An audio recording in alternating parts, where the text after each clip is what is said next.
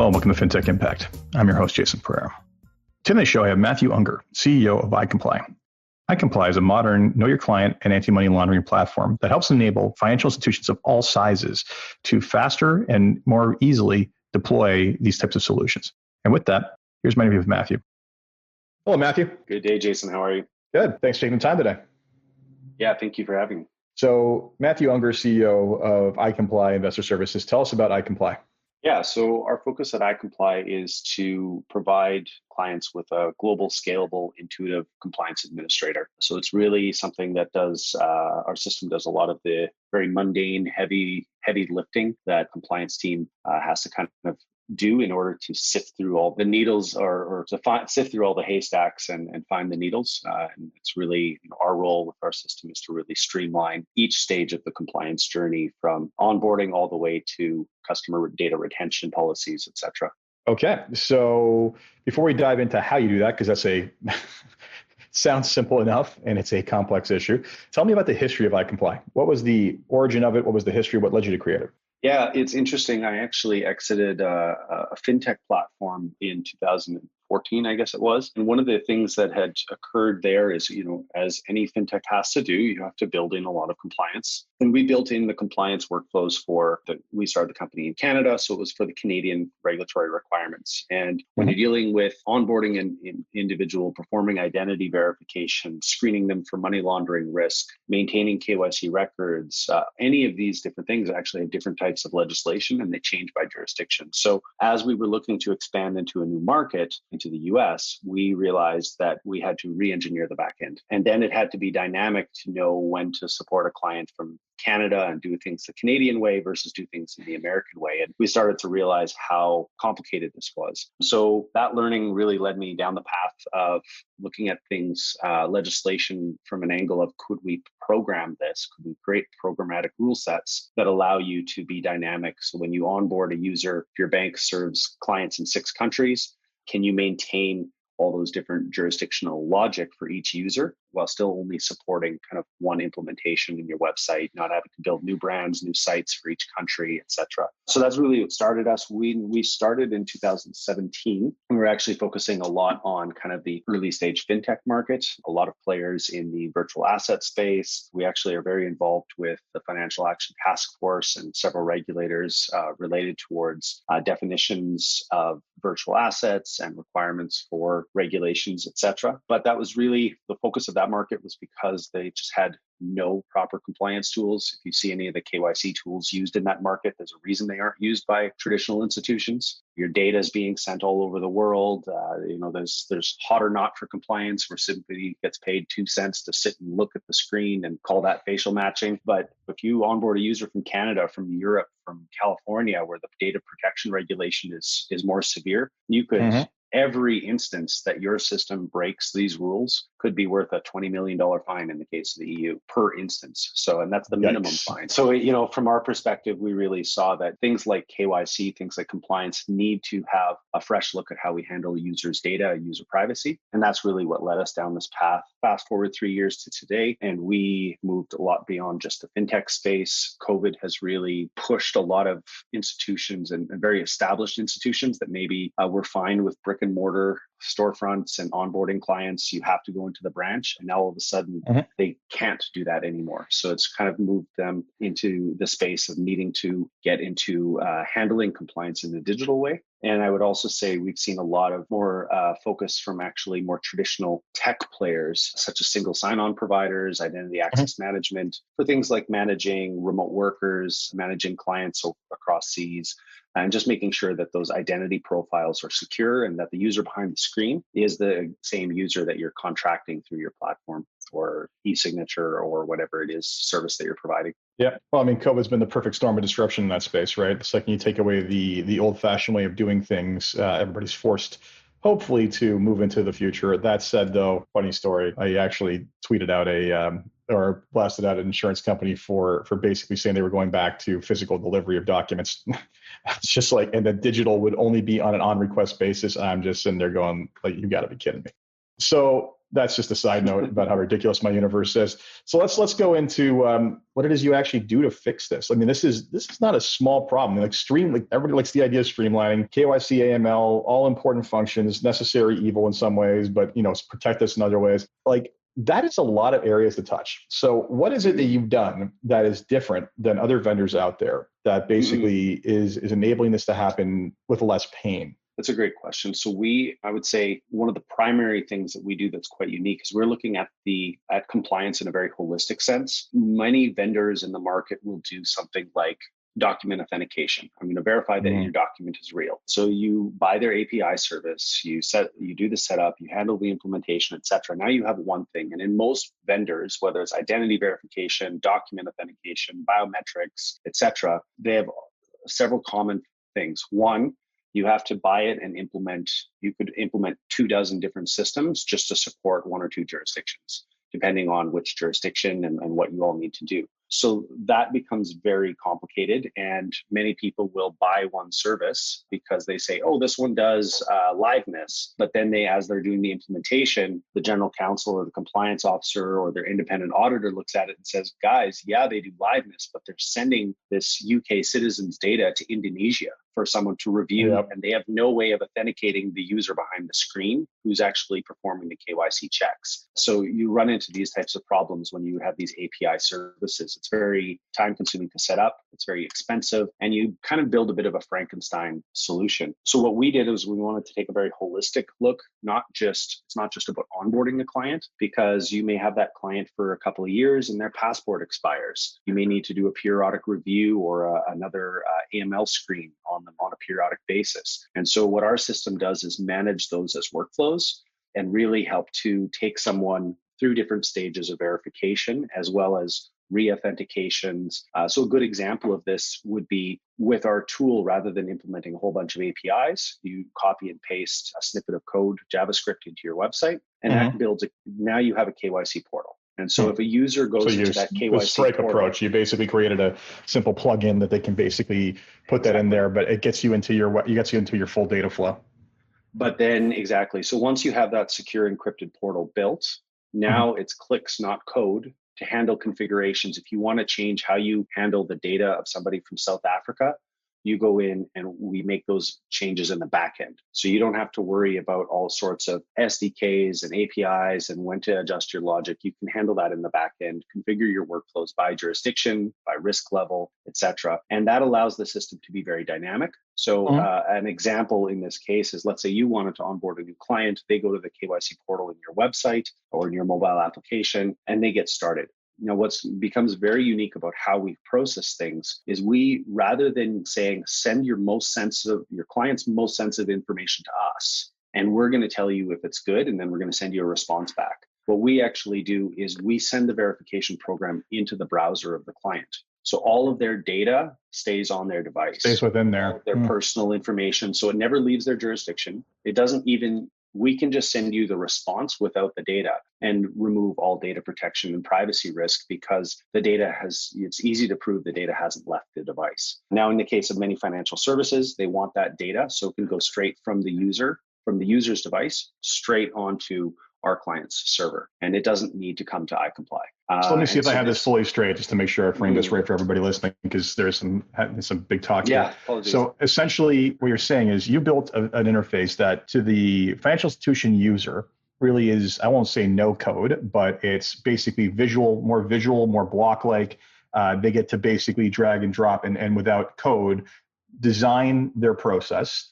You either through having built the no-code platform or then basically adjusting your platform on the back end, basically will then meet the needs of that workflow. And that's their end. The experience from the standpoint of the end consumer is one where verification is happening locally on their device. And therefore, again, like you said, jurisdictionally, nothing's crossing borders, you're fine. So instead of data being pushed out, it's actually being used to ping data to come back to verify them. And so it's a little bit of, you've changed the locus of basically domesticity, or locus of just the locus. That's what I should be saying. You change the locus of where the data is. Yeah, absolutely. Exactly. And then whatever data based on the jurisdiction that financial institution is entitled to will then be sent through to them after the fact or as part of that entire process. Interesting. I mean, you pair together a number of technological solutions into a smarter, more easy to deploy, and more compliant system. Well done. Thank you. Yeah, it's been, like I said, it's been 3 years of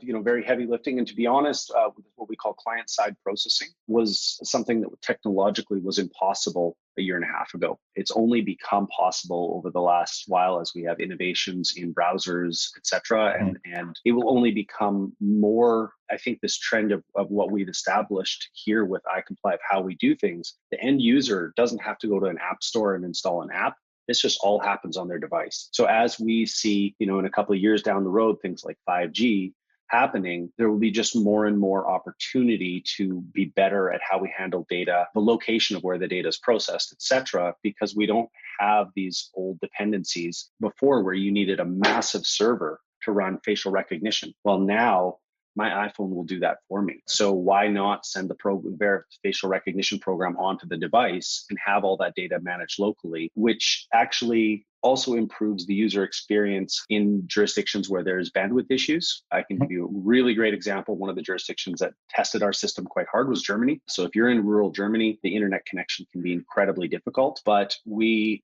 put a live video facial recognition program onto the device rather than you having to live stream video up to our server. So it actually ends up being a much smarter way to handle upload and downloads as well. At the end of the day, you're still pushing some form of data into the cloud to feed back something to verify. It's just, so you're managing to do that though without basically running afoul of putting out too much data or the wrong kind. Is that it? Yeah, so we look at it. So keep in mind it's an optional thing because you could take the person's name and all this, their driver's license, photo, passport, et cetera, and move that straight into our backend and have our backend run additional services for you. But that is a client's decision on how they want to have that stuff handled. The way our system works, and I'll give you an example, is if you've ever done KYC online, there's enter your name and your email and enter your address. So what we actually do is, let's say, for example, you say that your address is in Canada, in the province of Ontario. The next screen that you see in the workflow, as far as a user, it feels very similar to what you already know. The next screen that you see, we'll look at that. We'll look and say, okay, this person's in Canada, in Ontario. So based on that, we support the provincial identity card, the health card, the driver's license, and the passport. So pick one of these options. And let's say the user picks the passport.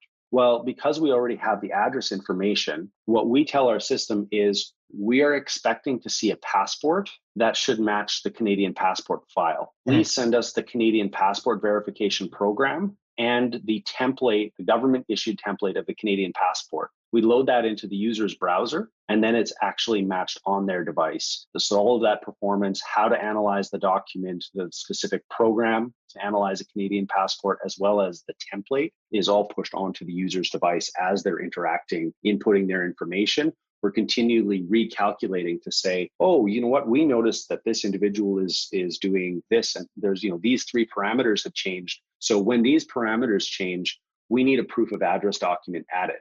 But why make every user have to do that extra step if it's not required? So we call it exceptions-based compliance. Make the happy path very easy. But then if there are problems, which in KYC there often are, how do we make it so that it's really easy to identify the underlying issue?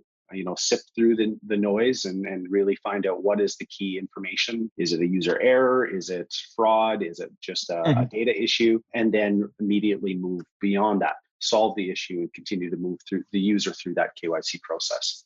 Interesting. So, this entire it's kind of bending my brain a little bit to push all that out into the user's browser and do it, but it makes a lot of sense. And as you said before, that would have necessitated an app because otherwise, how else are you going to get that much of your system onto somebody? But you're right. As speeds increase, as the technology increases, that this kind of, it's interesting, not so much thin client system, but almost pushing out a small fat client system onto someone and then comes back. And I just got into tech parlance and we get away from that. So the other thing, one of the things you mentioned that kind of came to mind was when things go right, when you stay along the golden path, it's usually a very clean experience. When things go wrong, that's when, fair to say, a lot of you tech companies the experience starts getting super painful. So how do you address the exceptions of this, because I'm sure anyone I'll use the simplest example of someone who should have it right, but has it completely wrong, because I beat up on them awful a lot, Equifax.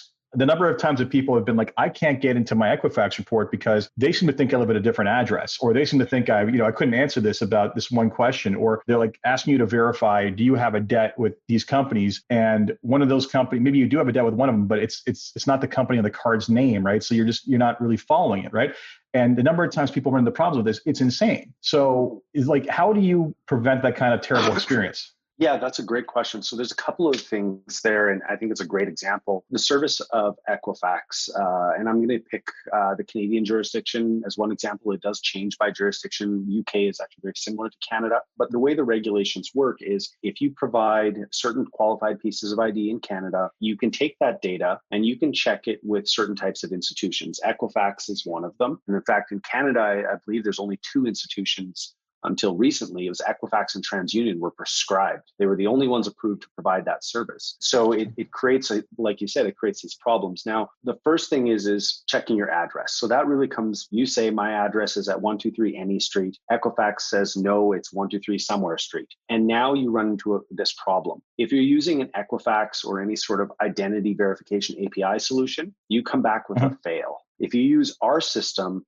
you have something that comes back and is escalated in review. We show the data discrepancy. And then it may be a good point for you to say, tell the client, hey, look, the address is wrong. Please send us a recent phone bill, bank statement, et cetera, in the last 3 months that shows your new address. And then you can actually accept that new address change. And the data in your system is actually front running what Equifax has available. So that's an example of where you can use an Equifax service, a telco service, any sort of service that has a third-party data verification service like this. And the key being that if the data matches, great, happy path. If the data doesn't match, how do we elegantly handle that exception? And so what that does is it escalates it to the compliance team, and they're very easily able to see, hey, there's a data mismatch, and they are very easily able to ask the client to prove their side of the story. And we see this not just in Equifax data, but we also see this with Moody's data as an example for corporates, where a lot of times directors and officers and shareholders lists could be 15 months old, depending on when that corporation filed, the jurisdiction that they're in, et cetera. The other thing is with corporate data, look at systems like Companies House, the UK directory of corporations. You can go through there and you can find board of directors of companies whose date of birth is in the year of 2050. So there's no validation in that data. And if this information was incorrect when it was added into these systems, then it all of a sudden creates these KYC headaches for people on an ongoing basis, right? Now your data is wrong and you go to the bank and then you try to get a mortgage and it's just complication after complication, and everybody hates the process of KYC because of it. So what we really try to do is have that profile on that individual so that they can say, hey, no, that was my address, and we're not going to tell them what address we have, but they're saying, this is our current address. And we say, hey, that doesn't match. Can you prove that this is your current address? And that actually, those types of workflows largely come because, I myself have had to run my own compliance team. I previously was a broker here in Canada and as a wealth manager. And we had problems with KYC sometimes. And very rarely do problems in KYC mean that your client is doing something wrong or is a bad actor. Usually it comes down to just exactly. And so removing a lot of the data entry, putting some of the onus on the client and using client-side verification, what the other benefit of client-side verification does is we can perform initial validation on the data that the user's inputting. And when the user inputs data that doesn't seem to check out, we can immediately ask the user to correct it while they're at that form field. So from a user experience perspective, it feels a lot more like when you walk into a branch and then you sit down in front of the person, you say, hey, I want to open an account. They say, I'd like to see a piece of ID. You show them a piece of ID and they ask you, is this your current address? You say, no, it's been updated. Okay, well, we're going to need something that proves that piece of address. That workflow is handled thousands of times a day in the branch by a knowledgeable person. But the API-based KYC workflows, what they do is they send the data, they bypass the person in the front of the house. and they Yeah. send the data straight to the back office, and then they say, sorry, we reject your account because there's a KYC problem. They digitize the old experience and cut out the human being, right? So they cut out the person who was basically triaging the entire situation, right? So going to a situation where you recreated the triage agent essentially. That's So and in that case, that's really the administrator in our system would create the triage rules, and then the verification program that runs on the user's device is performing those checks, etc. And what we've seen is that typically, depending on which service you're using, you could be anywhere from 40 to 60% of your cases can get through, and then the rest you have problems with. Really? So you're still looking at almost the majority of cases, there's some sort of deficiency somewhere? Depending on the vendor you use, yeah, very much so. Wow. Very much so. Yeah. And that doesn't even count for the fact that when you use an API service, it processes everything the same. So if you say, I want to process Americans' data, they give you an American instance license, etc. And now you say, I want to process data from UK residents. They go, oh, well, we have a different module for you. And next thing you know, it's a minimum 3-year contract, $100,000 a year. It becomes fine for a bulge bracket firm that wants to build the entire thing in-house, but it's not possible for a wealth manager who has 4 people on their team.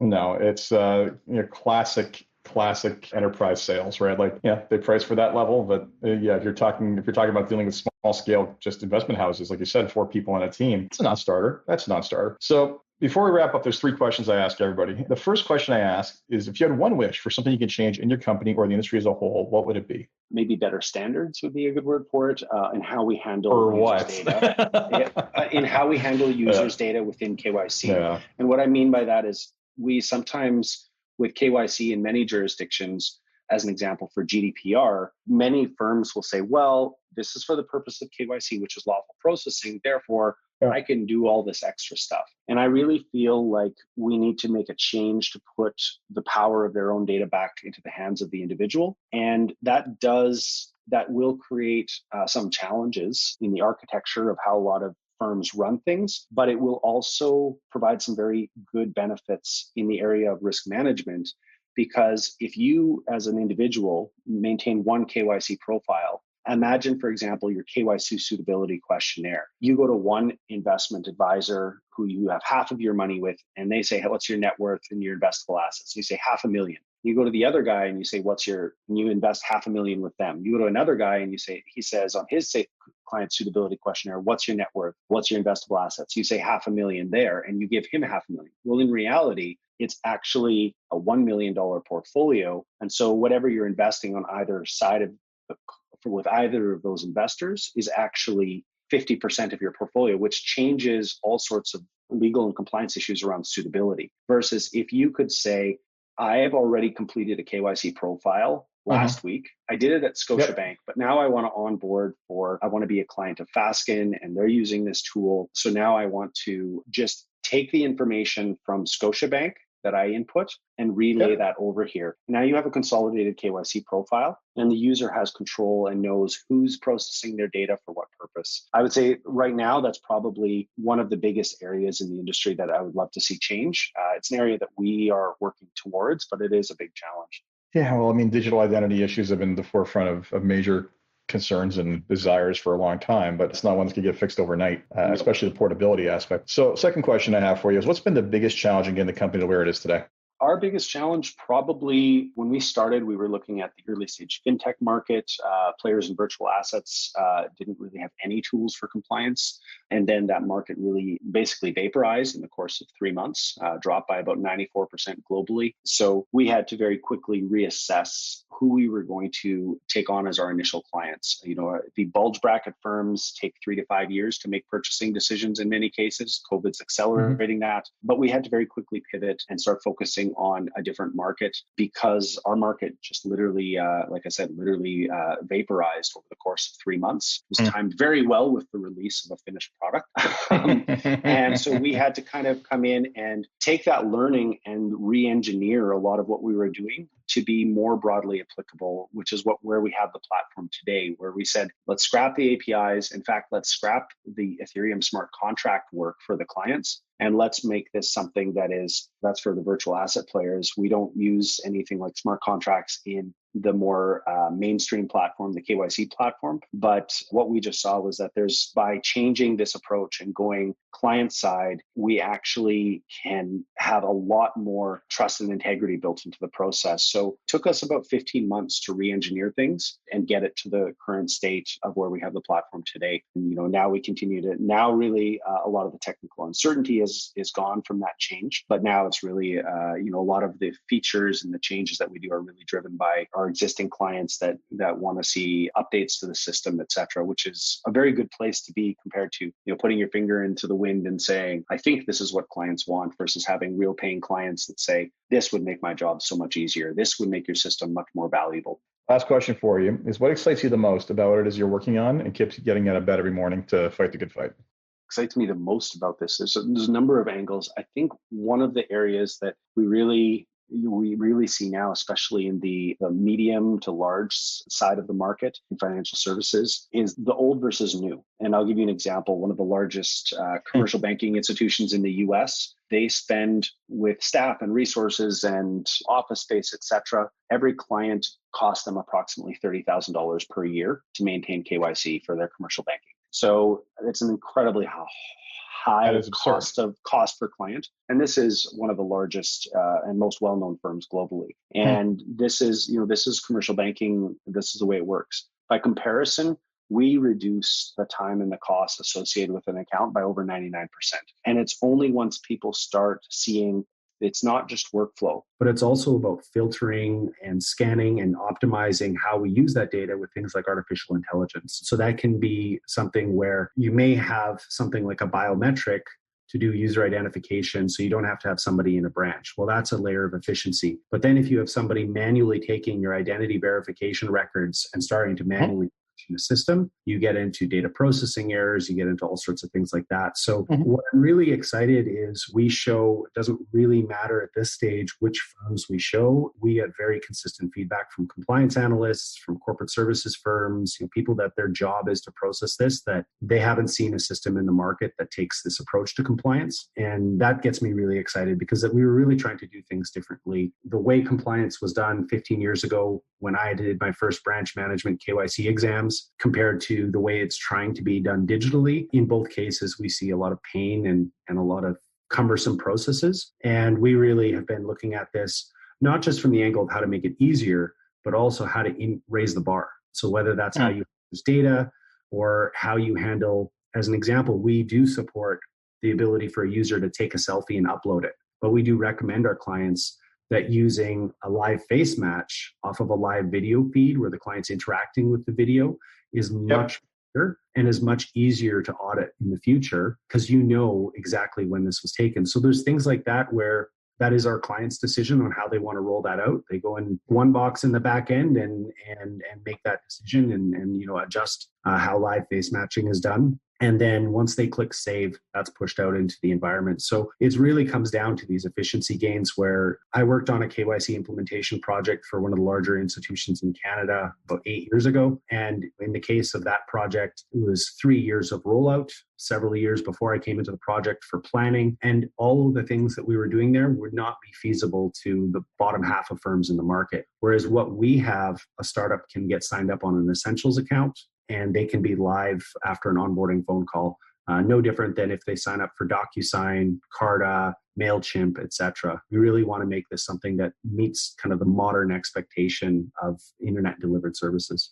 Excellent. I mean, it's not one we stop and think of as, it should be as easy as a, Stripe plugin. But you think about how market expanding that can be and how much of an obstacle this stuff is to companies in the financial institution want to get started. It's I know several robos who would have loved if you existed back in the day, just off the top of my head, right? Anyway, so Matthew, thank you very much for your time. Very much appreciate that, and keep up the good work. Thank you so much, Jason. It was a pleasure, and you as well. So that was my interview with Matthew Unger of iComply. I hope you enjoyed that. And if you are in the market for this type of solution, I hope you take a look at it, in particular, just because of the levels of pain that they seem to have taken away from the traditional process. And with that, as always, this has been Fintech Impact. I'm your host, Jason Pereira. And if you enjoyed this podcast, please leave a review on iTunes, Stitcher, or wherever it is you get your podcasts. Until next time, take care.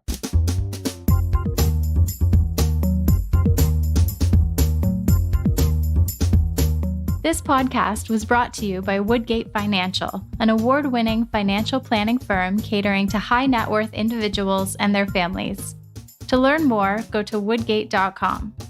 You can subscribe to this podcast on iTunes, Stitcher, and Google Play, or find more episodes at jasonpereira.ca.